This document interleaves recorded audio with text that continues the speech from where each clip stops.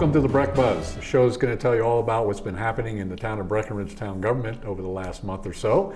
I have two wonderful guests with me today, Councilwoman Erin Giello and Councilman Gary Gallagher. Thank you. I'm never sure we just say council person or what. We can say council person. We can say person. Oh, okay. yeah, sure. Yeah. I want to be appropriate, you know, it's always important to be that. Of course. Anyway, welcome to our show. The council over the last month has had a very important task, one of the key activities that the council takes care of, which is to take a look at a budget for 2015. And so we spent a whole day having a lot of fun together, chatting about the future for 2015. And we're going to spend probably the first segment of our show talking a little bit about the highlights. So to begin, I want to let you know that starting with next Tuesday, which is November 11th, we have our public hearing on the budget, and public's welcome to come. We have posted the budget online so people can come and review it. So again, that's the lead-in for probably the most important document that the council acts on. I call it the blueprint for the town. Erin, kind of your first really great opportunity to go through the budget in total. Just give me first impressions. What were some of the highlights? What were some of the things that kind of came out to you? Yeah, overall it seemed as though, you know, last year, perhaps the year before, perhaps the year before that, we were making big investments into projects. So this year it was really about supporting that infrastructure with the appropriate programs necessary with our arts district, with childcare, and with Go Breck. Good. Gary, you've been at this a couple times, so what was your overall impression of what the public should be thinking about relating to the budget? Well, I think that, I mean, for me, I always find it interesting to know what it costs to run a town like Breckenridge. And because we have so, you know, we're a resort community, but yet we have to have the infrastructure and the support to maintain the community year round. It's just, you can't send your police home and tell them to come on back in the summer or the winter when you have a lot of folks here. And that goes for a lot of the other areas of our responsibilities, public works and community development and what have you. So I always find it very interesting to see what we're forecasting in 2015. We've come off a very strong 2014, where our revenues have exceeded our operating expenses, and it looks like what we're projecting going forward is going to do the same for us, which gives us that little extra surplus that we can always add to reserves or to handle something that comes along that we haven't thought about or planned about in the fall prior to the next fiscal year.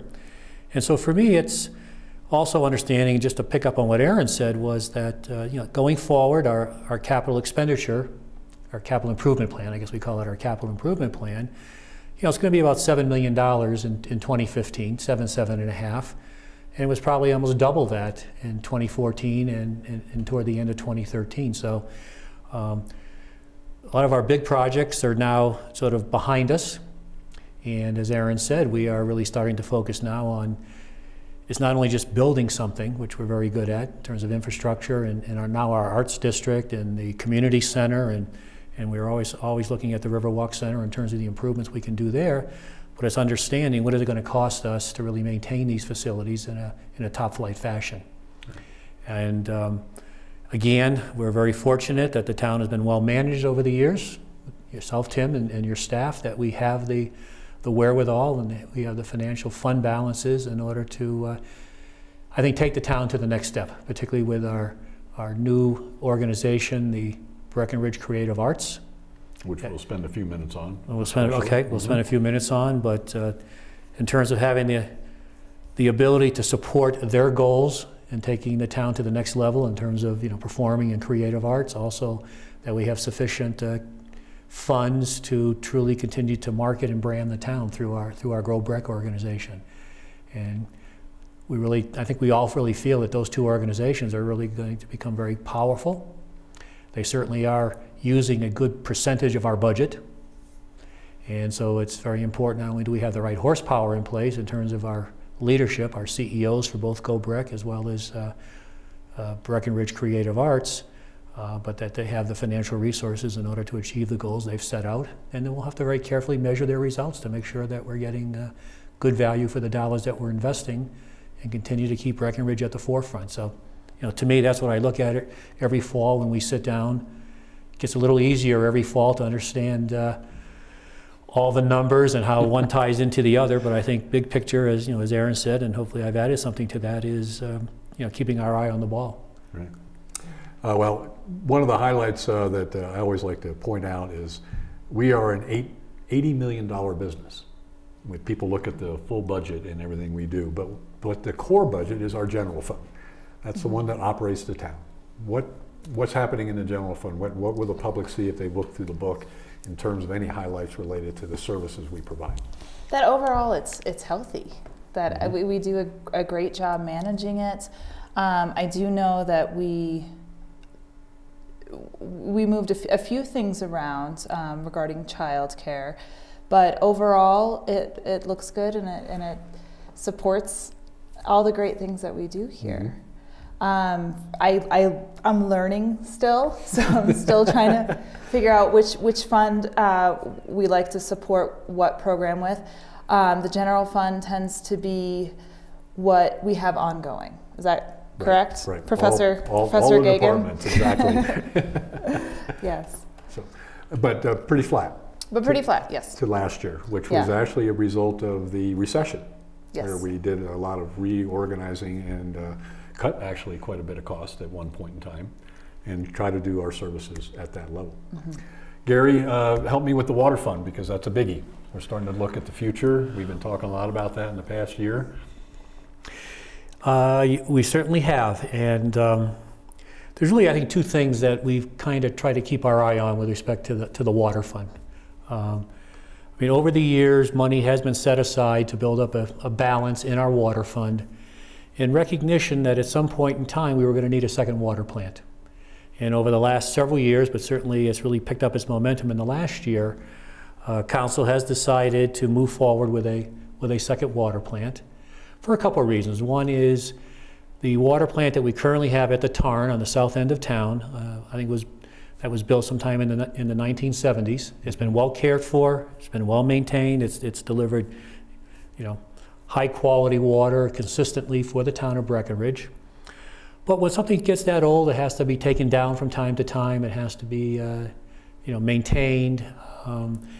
And also, with all the wildfires that we've seen here in the state of Colorado over the years, one of the concerns that's driving the notion of a second water plant is not only redundancy to kind of balance our existing water plant, but also if we ever have a large wildfire.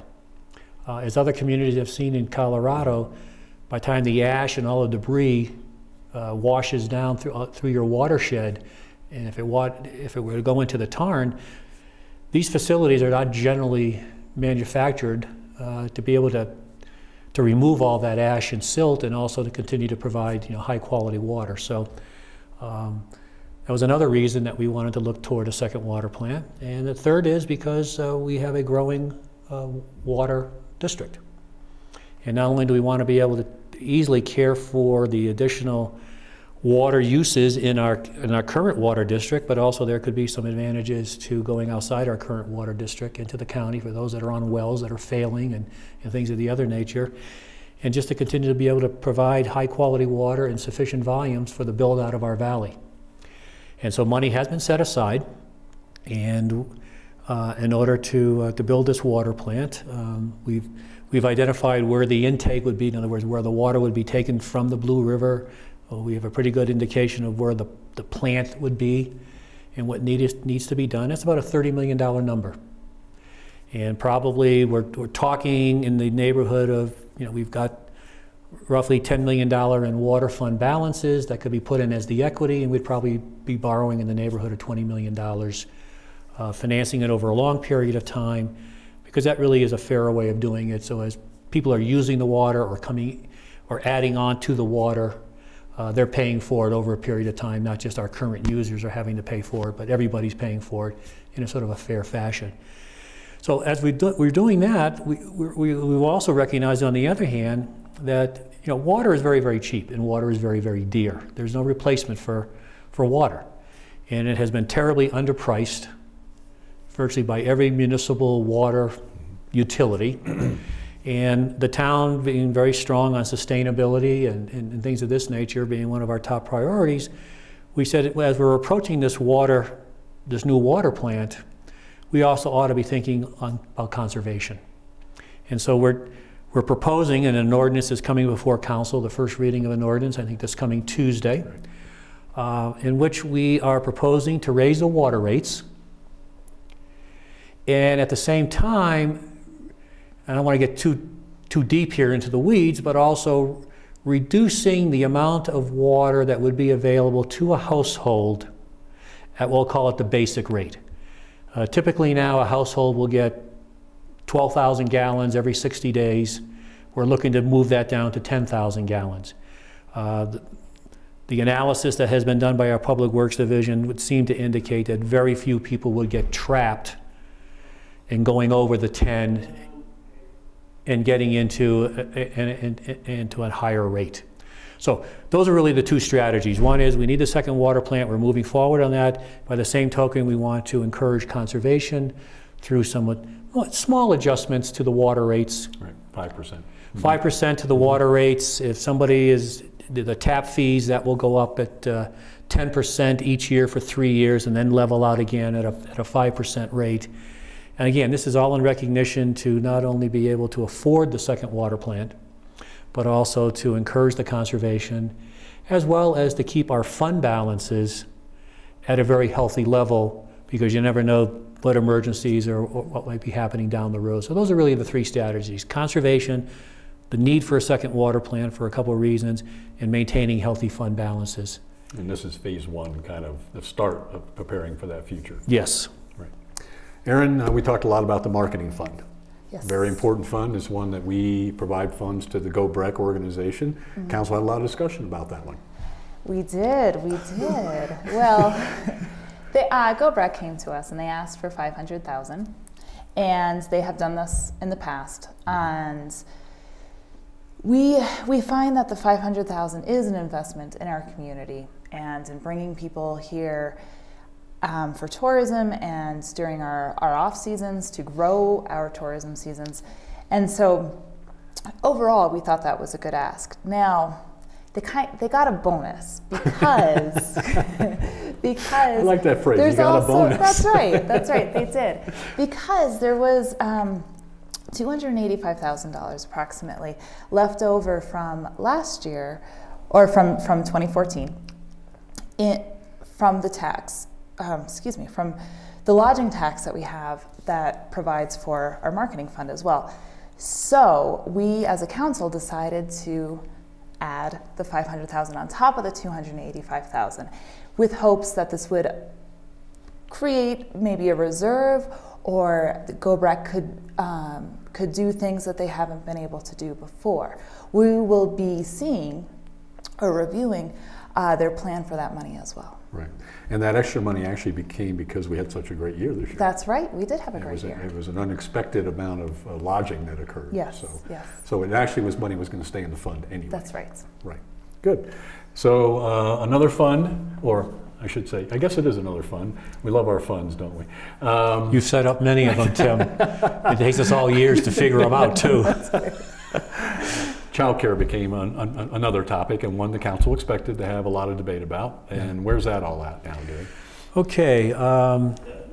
If our viewers remember, some time ago we went out to the electorate because we wanted to ask our voters would they support a sustainable revenue stream for our childcare. We recognize that it's something that this community is going to need forever and ever, and the thought was perhaps a sustainable revenue stream to match up against what the child care needs.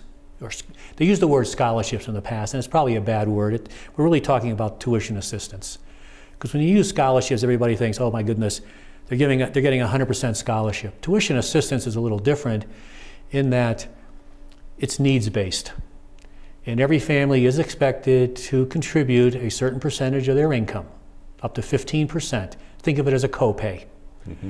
And then if you still have a need, then that's where the town has stepped up to provide the difference that's needed in order to maintain these child care facilities at a very high level, maintain the teachers so we don't have the turnover, and provide a very high quality early childhood education that's age appropriate. It's not a babysitting thing, it's age appropriate education. And so when the ballot initiative was voted down, the town created a task force, and we asked this task force, and they've been meeting over the last 9 to 12 months, to really take a look at this program to see if there's a way to do it any differently than the way we had been doing it. And they reviewed a bunch of different models from across the country that were successful in different areas or maybe not so successful, and tried to come up with something that made sense for Breckenridge. And where we ended up was pretty much right back to where we have been. And the reason for that is because it's 100% needs-based, and it really helps cost-burden families after they've paid their copay. Plus, it was an established system that we all understood, and so it probably only requires some minor tweaking to actually make it even a little bit better, and I'll call it a little bit more honest and more transparent. And so that was the recommendation that the task force came back to town council several weeks ago. We had all that information for our retreat, and we had an opportunity to review it and debate it and talk back and forth. And where the council feels comfortable in proceeding is A, continuing to support the child care tuition assistance program. We asked the task force to think about a couple areas that they hadn't addressed. One is to really make this program tight and fair. We said, how about if somebody has a lot of assets? They may not have a lot of income, but how do they have a lot of assets? Should we not take maybe their assets into consideration to determine just how much tuition assistance they should get? And the fear there was, and again, we don't think it's happening very much, but by the same token, you want a program that really is very, very tight. And so you just didn't want a trust baby who all of a sudden, is sitting on $500,000 of Coca-Cola and AT&T stock, but they're only making $50,000 in the community. All of a sudden, they would qualify for a very significant portion of this tuition assistance. And is that really fair? So we've asked them to go back and kind of take a look at that. And we've also asked them to take a look at if somebody doesn't work or live in Breckenridge, because this program is available to anybody in the upper blue, would there be fairness and more equitable, perhaps if there was some sort of a discount applied, so that maybe not to cause somebody not to be able to afford and have their child in the child care program, but should their pricing be similar? Or maybe should there be a little tweaking? And so I think those are things that a lot of people, our citizens, I know they've asked me, and I think they've asked some others around town, how do you balance, who gets the full tuition assistance program versus who gets maybe only 90% of it because perhaps they're not contributing as much into the Breckenridge community or so on and so forth. And so we're waiting for the task force to kind of come back and address those issues. And the other issue that was kind of left on the table was, does the council want to make a commitment year by year to child care, or do we want to pre-fund it for several years? And the kind of debate went back and forth, and I think some of us thought no concerns about pre-funding it perhaps for a couple years, and I think others felt let's pre-fund it for even longer. Mm-hmm. And so depending upon how you felt on that issue, I mean, speaking for myself, I was comfortable funding it for a shorter period of time, not year to year, because my concern is the longer you go out, do we start taking our eye off the ball? And I think we all recognize that what we wanted to do with child care is we want to continue to realize that there are a lot of folks out there who don't understand the value of child care in terms of how it supports our workforce and all the things that means and the ramifications that means. And we know we've got to get out there with some education and some messaging. And we have different audiences. And so we need to have some different messages depending upon if you're over 55 years old versus if you're in your 20s and 30s and you have young children. Because we saw that when the election was held, many younger families who take advantage of this program didn't turn out to vote. And so the question is why? So I think what we recognize is we've got to do some messaging, we've got to do some education. Will there be an opportunity in the future to go back to our voters? I think many of us would like to find a sustainable revenue stream for this program. So I think where we are now is the task force has a couple of questions to address, and the council has the issue to address in terms of how many years do we want to pre-fund this program? And if we go out longer, does that take our eye off the ball and it causes people to say, well, we got more time to think about this, the messaging, the education. I kind of like to keep people's feet to the fire and keep things on a front burner, not a back burner, but council will debate this and we'll come to a decision as we always do. Good. Any thoughts on that? I just remember that one thing that we had discussed is maybe using the marijuana fund as a constant fund, and people who are watching might think of that as, you know, maybe an obvious that's new revenue that we have, new tax revenue that we have, but we just don't know what it's going to look like. We don't know when things stabilize with marijuana. We don't know what that funding will look like. A couple other funds that we talked about. One is the golf fund and the open space fund. Actually, mostly good news there, huh? Yes, yes. And what are the highlights there? With the open space fund, it's looking a little plump, I guess, which is nice. So I would like to see what BOSAC has to say about it. And we were throwing around some ideas, so something to think about what direction we want to take our open space. We can use it toward parks in town, or we can use it, you know, out of town with trails and our trail system. But that's the fun stuff, I guess. as a newbie, yeah. that's what seems nice. Yeah. And the golf fund? And the golf fund. Gary, you might want to take this one. I don't recall so much as what we talked about. Yeah, I think on the golf fund, I think what we realized is that the debt has come off of the golf course in the last year. And so that means that the town hasn't had to, the golf course has always pretty much covered their operations and actually contributed something positively when you look at the burn rate or the operations. But because of the debt service, which is, I don't know, around $400,000 a year, was $800,000, wow. It required the town to basically underwrite some of that debt service, a couple $100,000. Right. With that debt service now gone, the golf fund is going to generate positive cash flow. And that positive cash flow, as it's building up, is available because I guess in 2016, maybe 2017, the golf course would like to redo the irrigation on 18 of the holes because it's not terribly efficient today. And obviously with technology and all kinds of watering, engineering improvements, we could conserve a lot of water and also probably water better those areas on the course of play that we would like to. So with the debt coming off, the golf course positive cash flowing, we're now building up a little, I'll call it a sinking fund that will be available to finance the irrigation of the golf course 2016, 2017, whenever everybody feels it's the appropriate time to do it. And still keep it all user-based. And keep it user-based. Is that the right answer? That's exactly right. Okay. It's right on the numbers. Nice work. Let's jump a little bit to capital improvements, because you did mention, and both of you jump in on this, what are the kind of the highlights of some of the capital that is going to be done next year, given that we are down a little bit, but still $7 million is a lot of money. What are some of the highlights? $7 million. The highlights that I recall, Tim, are four of that 7 to 7.5 will be in two items. One is Blue River restoration, which the council wants to get moving on. That will be a multi-year project, but the biggest chunk of those dollars will be the $2 million that we plan on spending in 2015. And the thought there is to be able to raise the flow of the river.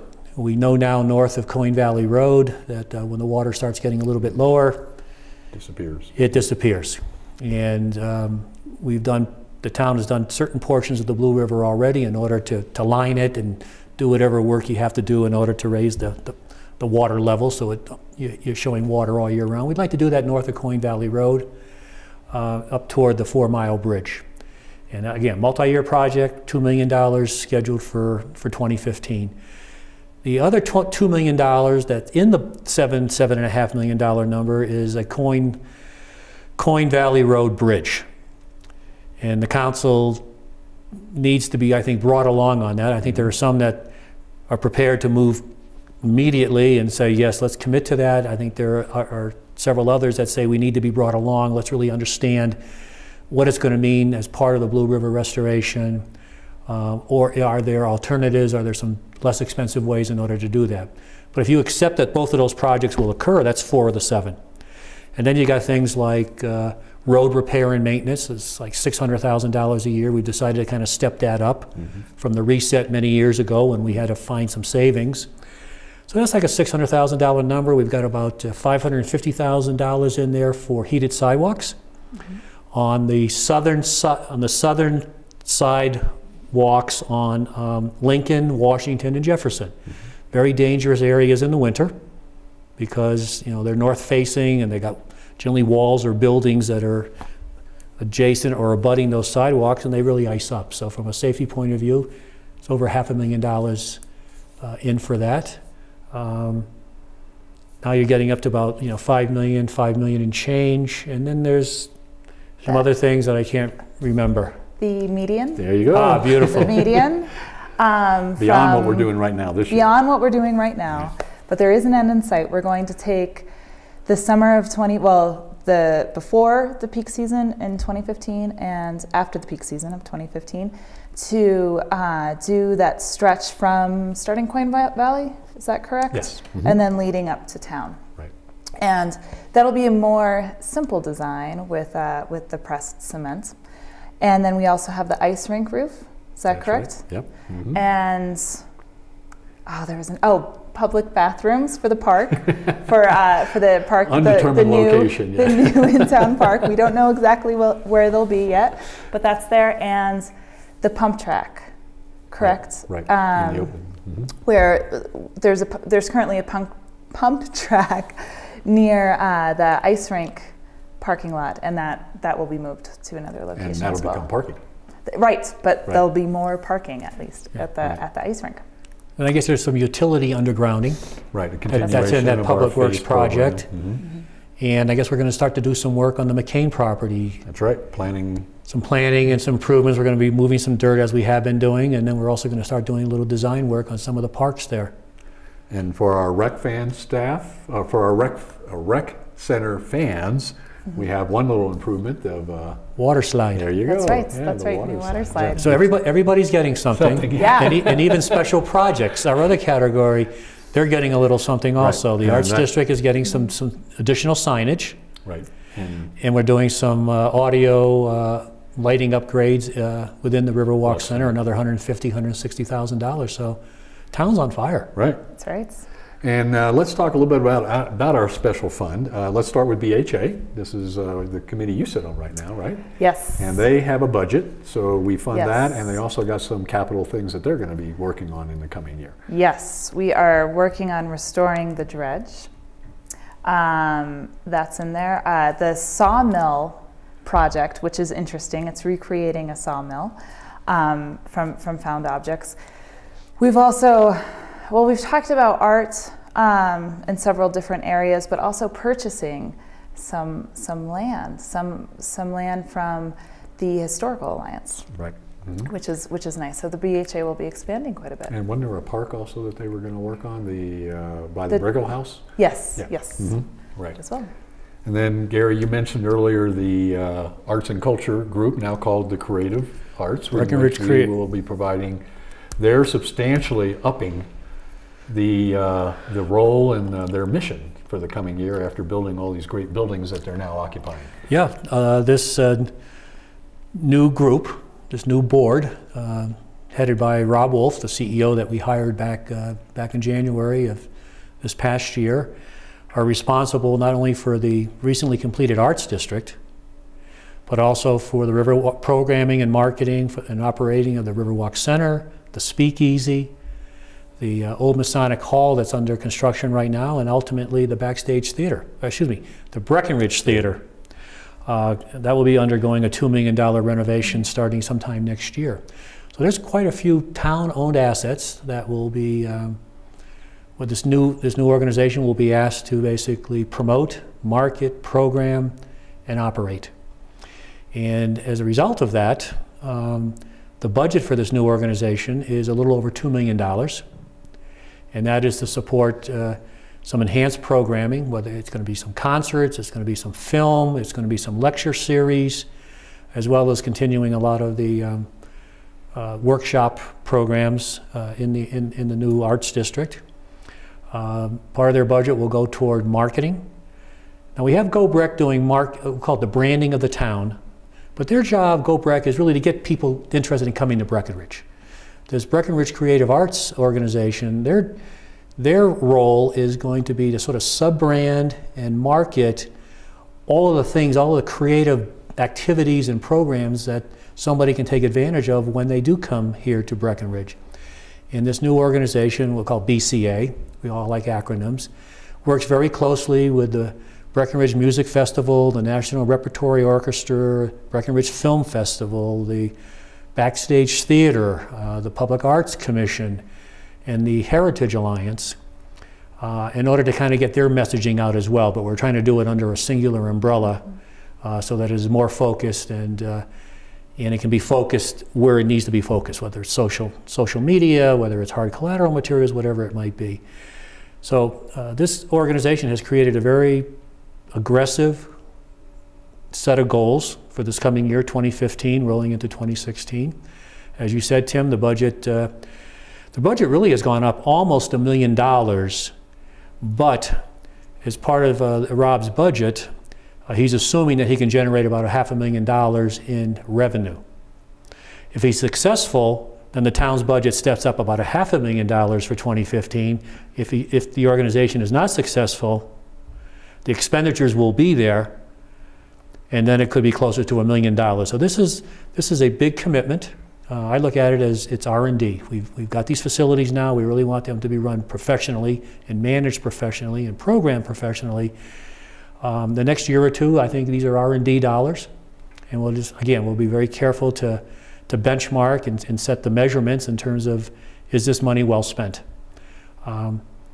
As we said at the council retreat, and I'm fully expecting these programs to really take off. It would not surprise me at all that this $2 million plus budget can grow to $3 million in a couple years based upon all the successes. And the interesting thing that I found was, I don't know, for those of us that were able to attend the opening weekend for the Arts District, I mean, I just thought it was over the top.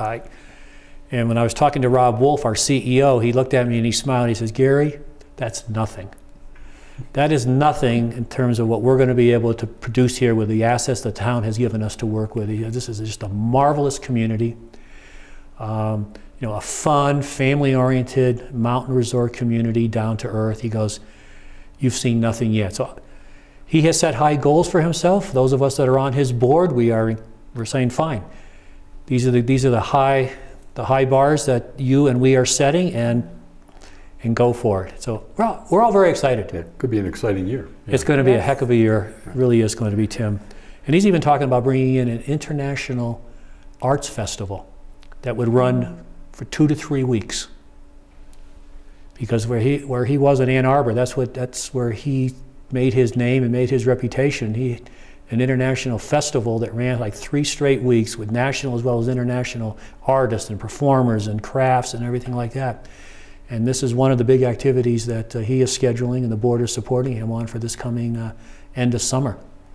And so that would be big. Yeah. That'll be very big.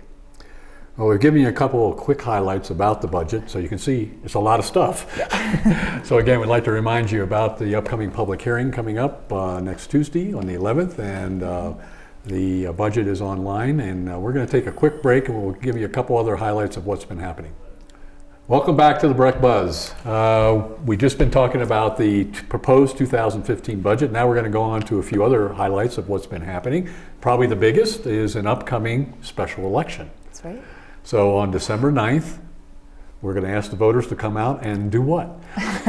And to vote. And to vote. And to vote. It will be a mail-in ballot. So the ballots will be mailed, I believe, around November 15th. That's correct. And they'll be due back by December 9th.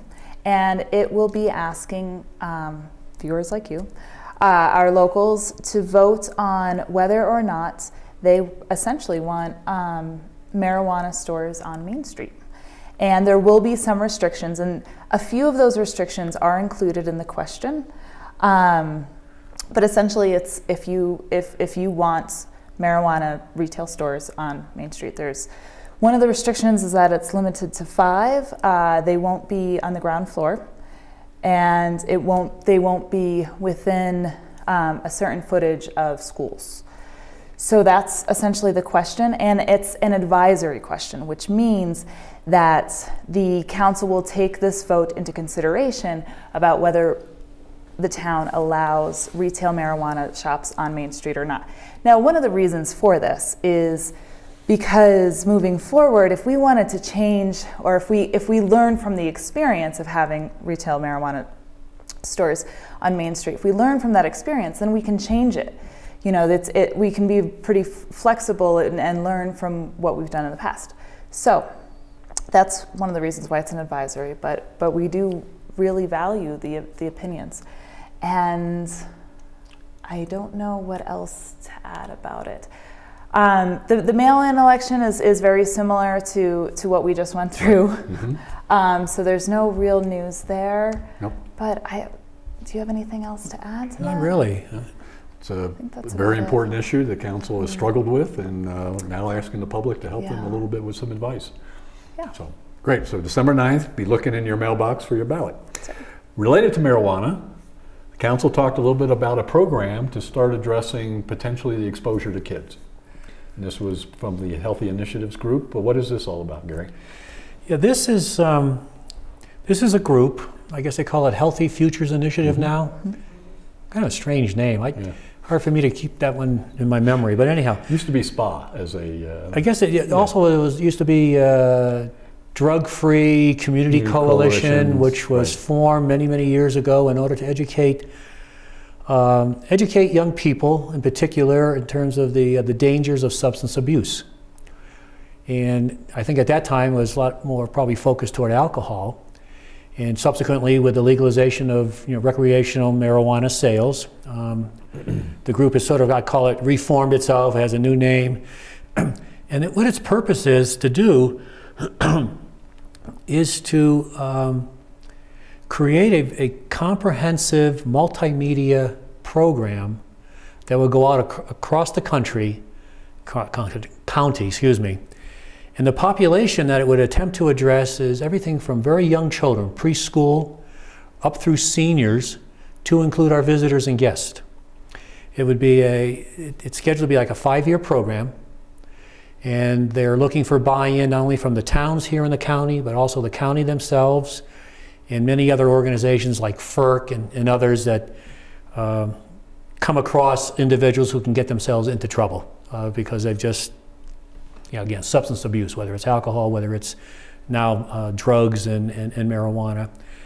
And they're asking for buy-in, like I said, from throughout the community. The town of Breckenridge has stepped up and said that we will contribute a significant portion toward the budget for this 5-year program.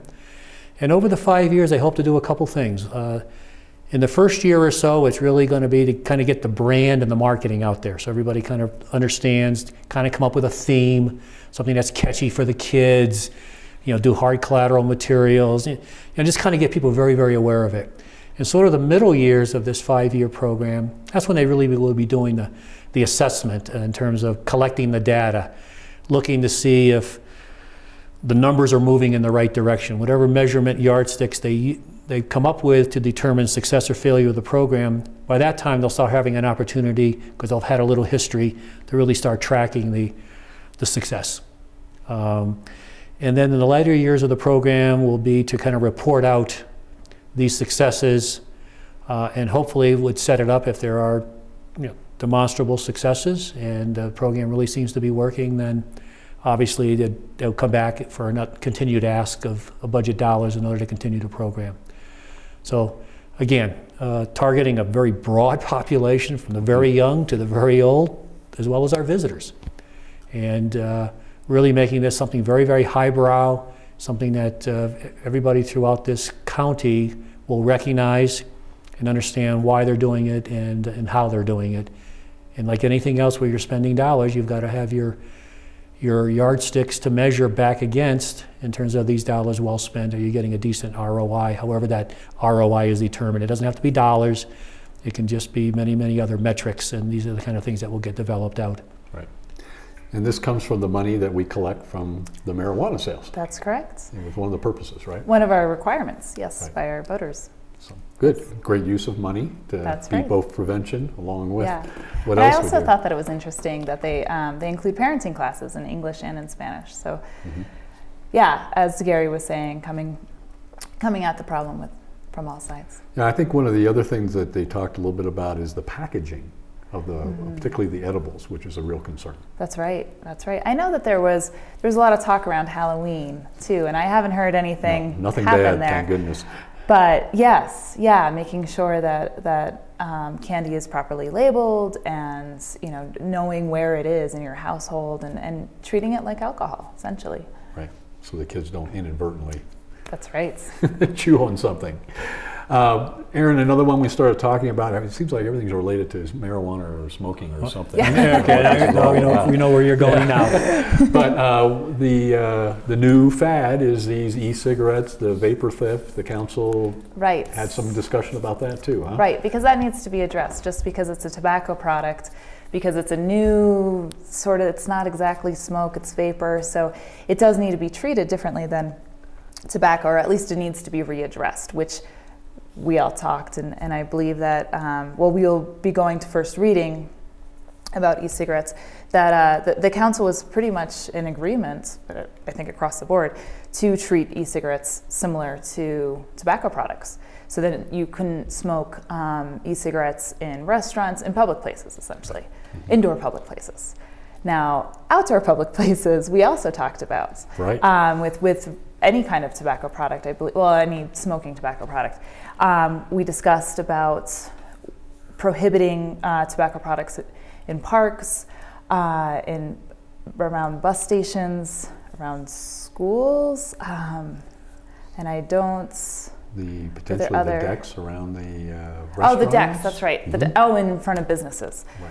A certain area around the entrance of a business and decks. But we have not come to a first reading on that one. That should be the next town council meeting. Right. We'll discuss the first reading. To the restaurant community. That's right. That's right. Right. Because we definitely want the input of the restaurant community in this too, because it really will affect their businesses one way or the other on decks and including their entrances, and I'd be very interested to see how they perceive that effect to be. And we originally wrote the rules around what they wanted, so this is kind of a revisiting of how well they worked. Yeah, and I think we also I guess we've gone a little further, because we're also saying no on the rec path, no on indoor outdoor athletic facilities. Not at the golf course, with the exception of the course of play. You're out there in your car and you're on the fairway, then that's that's okay. You can have your cigar out there. You can have your cigar out there. 25 feet from playgrounds, but really trying to broaden it, as Aaron said. Really treating anything that kind of goes in your mouth and you're puffing on as a tobacco product. And can you imagine trying to come up with rules that only for the e-cigarettes versus the regular tobacco laced?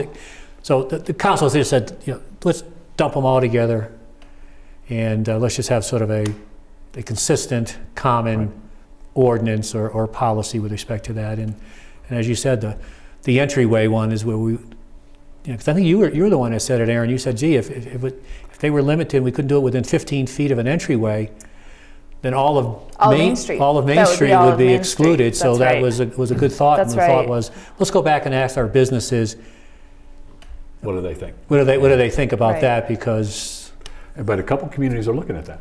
Yeah. Boulder and that's right. I think actually the 16th Street Mall in Denver are concerned with that exposure, the secondhand thing, I think they call it. Right. Which now, to think back on it, to think when we took out cigarettes from the restaurants where we prohibited smoking, that seemed like such a dramatic thing to do, and now we don't even think about it, So, but we don't want to go too far. So it is that balance. Yeah, and a lot of those compromises were based on our visitor population. Right. A lot of Europeans, people like that don't quite have the restrictions over there that we have here related to smoking. So we'll see. We'll see what the community says about it. But clearly, there's a changing technology related to how people smoke things, including marijuana, but we won't go there. We talked a little bit about the Child Care Task Force. Gary highlighted some of it. Anything else that you would want the public to know about in terms of what's happened as we move through that issue? Well, we haven't decided anything yet. We're still in talks with the task force. So, and Gary highlighted that.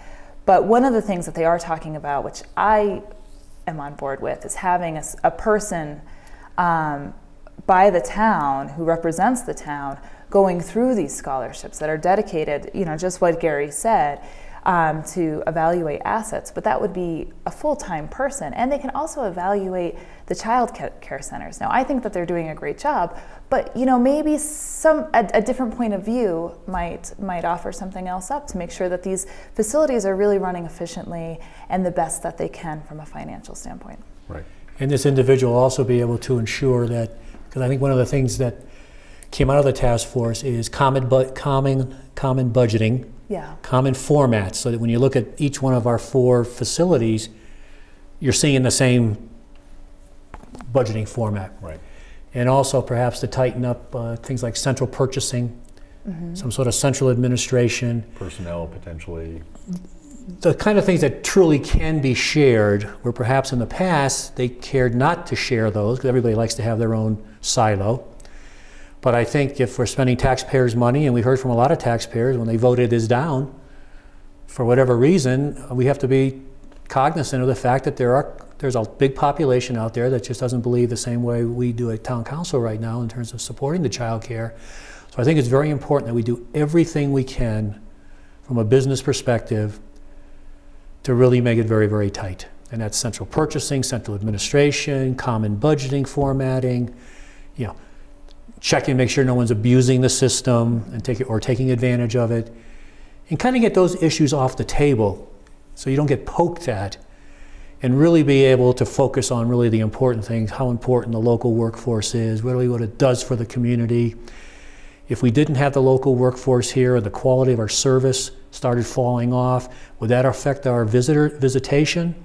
If it affects our visitation, then it's going to affect our sales tax and our lodging tax. And we know that's 80% of this town's budget.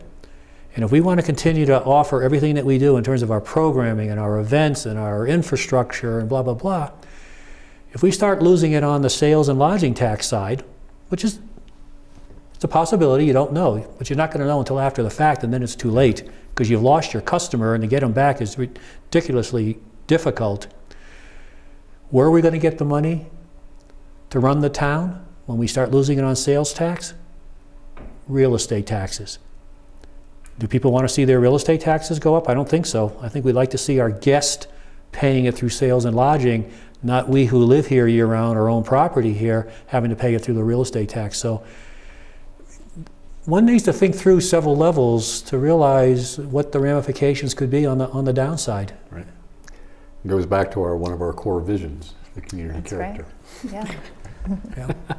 Yeah. One other thing we did, we actually have a new prosecutor who's going to be representing the town. Bob Gregory went through the process, and this is the first change in probably 10, 12 years. A long time. The previous one left. I guess he was interviewed by a panel that included our municipal service officer and our police chief. And there were several candidates that were highly qualified, and he rose to the top, if you will. The cream rose to the top. And he's very familiar with Breckenridge. At times he is filled in as a substitute attorney for our municipal court days. He's also employed by a local law firm, a prominent local law firm. And at one time he understands prosecution because he was, I think, a deputy DA for the 5th Judicial District. Right. So in terms of background, I think everyone felt that he really was a very, very strong candidate and would do an excellent job for us. And so with that recommendation, and he did come to the public hearing, had an opportunity to chat with him. Anyone on the town council had the opportunity to chat and ask some questions, and everyone felt very, very comfortable appointing him to this position. So congratulations to Bob, and a big thank you to Seth Murphy, who has been serving us for a lot of years and moved down to Denver, down there. Any other quickies on the budget or anything else that I've missed? No, but if anybody has any questions or concerns, we recommend and invite you to come to our next town council meeting. Yeah.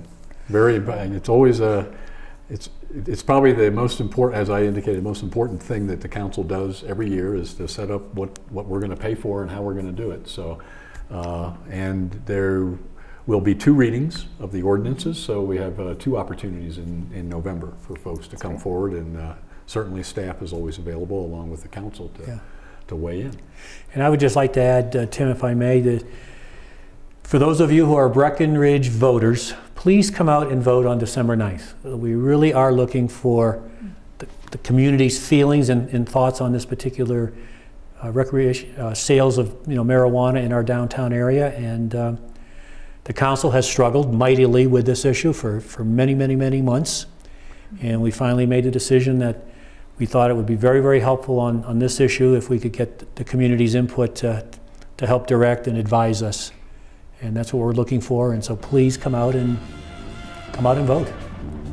Great. All right, I want to thank Gary and thank Aaron for joining me today and for filling you all in on what's been happening in Breckfast, and we'll see you again next month at the Breck Bus.